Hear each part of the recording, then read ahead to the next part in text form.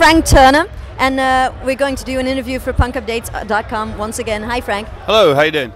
I'm very fine. How are you? I'm very tired, but not dead yet. Okay, that's a good thing. That's a good thing. Okay, so first question for you is: are you religious? Sorry? Are you religious? No, very much not so. I'm an atheist. Yeah. Oh, an atheist even. How come? Well, why not would be a better question to me.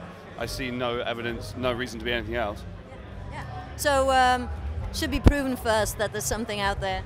Yeah, I mean, yes, very much so. You know, it's just I've never had anything remotely close to a religious experience, particularly. I think that the world is a wonderful and complicated and interesting place without having to imagine that there are fairies at the end of the garden as well.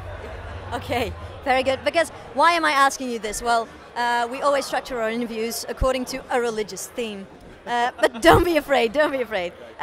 This time we are doing it according to the 3 powers of the soul. Do you know them? No, I can't say I do, actually. No, being an atheist, probably you don't know them. So, memory, that's the first one. Okay. So, you've recently made one of the songs that will be on the Tony Sly tribute album. Yeah. So, did you know him well personally? Because for us fans, he's a fallen hero, but maybe you've lost a friend as well? I wouldn't go so far as to say that like we were friends or whatever, but we had a lot of mutual friends and we hung out once or twice, and also, you know, I used to go see No Use for a Name all the time when I was a kid, you know, and I was very sad when he passed away. Okay, so if there was one thing you'd be able to say to him right now, what would it be, or do we have to wait for the song? Well, with the cover song, because the Tony Sly tribute is all like his songs, kind of, and actually his wife got in touch with me and said that she wanted me to sing a song for his daughter Kira that he'd done, which is really, really heavy. But apparently, like, I didn't actually really know. She told me that apparently he was a really big fan of mine as well, and she said that it would be a special thing.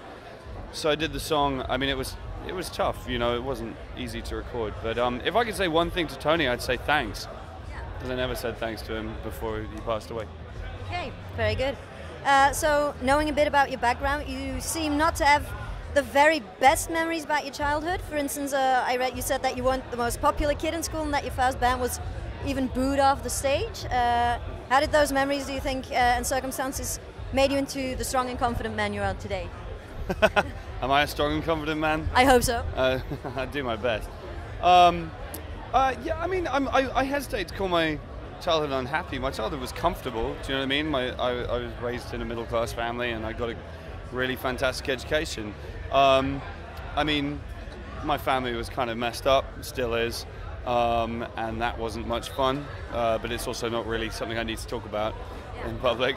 And yeah, I mean, for me, I felt very alienated when I was a kid by a lot of the kind of social and political ideas that sort of surrounded me at my school, and punk rock was a great way of kind of squaring the circle, if you know what I mean, and just kind of finding a way to kind of make life make sense, and it's kind of really important to me still for that reason. Yeah, okay. Thanks. Now, for your 5th album, Tape Deck Hard, which has come out very recently, you say you've tried to let your emotions take over. What does that mean to you, letting your emotions speak? Does it make songwriting easier, for instance, using a breakup as inspiration, like in 4 Simple Words? Or? I think, how best to say this? I wanted to write a really raw and personal record, you know, and in some ways that's kind of, I mean, I had plenty to write about, you know, for reasons that are pretty obvious. But then at the same time, sometimes it's difficult because, I mean, there's stuff on this record that I'm pretty uncomfortable about, the fact that it's in the public domain and people are buying copies of it. That sounds like a ridiculous thing to say because I'm the one who chose to release it, but art's not supposed to be comfortable or easy, actually. And whenever I write, I try and write for myself more rather than for anybody else. You know, it's not, if you're writing for anybody else, then you've sold out, essentially. That's all that selling out means. Okay. Thanks. Then we're going to the next power of the soul, which is Intellect. Okay. Yeah, I hope you do have that as well. So, political question for you a little bit.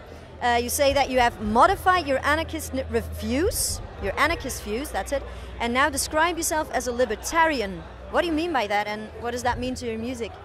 Well, when I was a kid, I would have called myself an anarchist, and I sort of believed in smashing the state and all that kind of thing. And I kind of, the sort of base motivations behind that remain the same for me, in that I distrust large conglomerations of authority, and I think that human beings have an endless capacity to be unpleasant to each other when they gang up, essentially. As I've got older and more sort of practical and more experienced of the world, I think that, you know, pure anarchy is an extremely unrealistic idea, and actually probably will give rise to more of that kind of mob tendency than less. But I think that in all things I'd like to see less involvement of the state in human life, and I'd like to see people being freer and free to do whatever they want.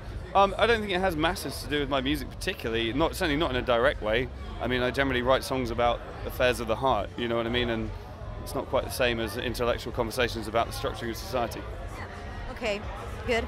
Then the last power of the soul is will.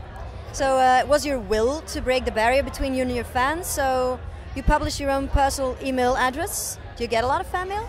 Yes, I get loads, and I spend a lot of time answering it, but I think it's a good thing to do. I mean, I wrote to bands when I was a kid who wrote back, and it made a huge difference to me, like Propaganda, Fugazi, Henry Rollins, bands like that.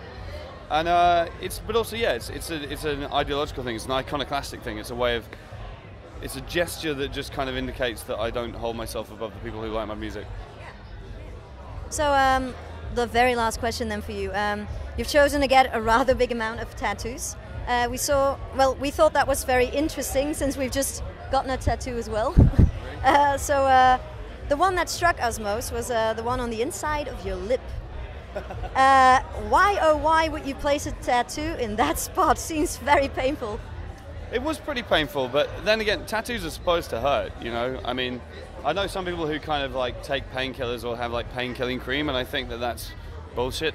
I think in a way I kind of feel like you earn the right to carry the tattoo by suffering the pain of getting it put into you.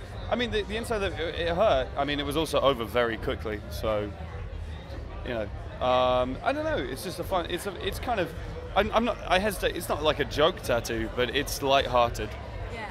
So if you're in a very loud place, you can just say, yeah, I'm thirsty. Order a drink at the bar. Yeah. Pretty quickly. Okay. So thank you. That was all I needed to ask you. I wish you very good luck at the end of the day, and hope to see you once again. Thanks very much. Travel safe. Bye. I guess I should confess that I am starting to get old, or the latest